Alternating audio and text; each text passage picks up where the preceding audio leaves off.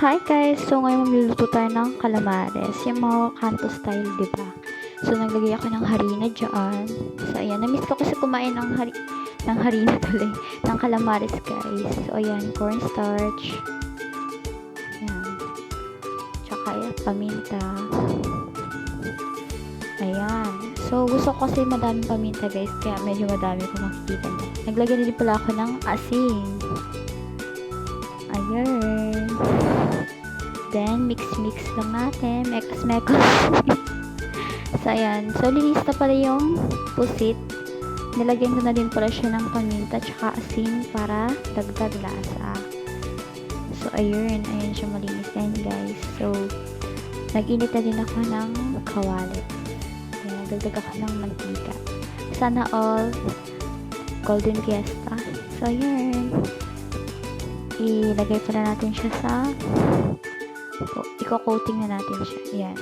So, guys, ayan pala tubig yun na malamig para mas crispy siya mamaya. So, ayan, yung mantika, since mainit na siya, nilagay na natin siya. Ayan, tag-isa-isa pa. So, ayan, antayin natin siya mag-golden brown. So, ayun na siya, diba?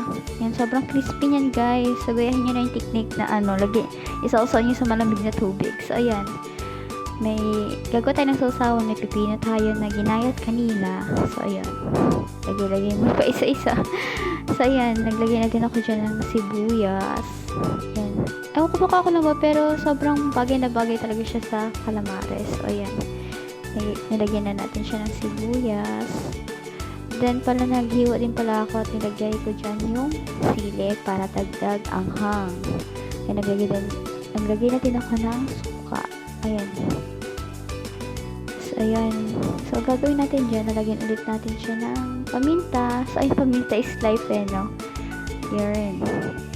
Tsaka ng asukal. So, para mag-balance yung tamis at asin. So, ayan. Mekos-mekos natin.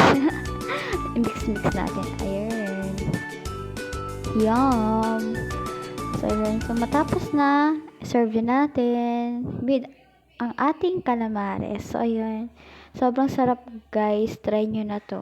Ayan, di kayo magsisisi. Yun lang. Thank you.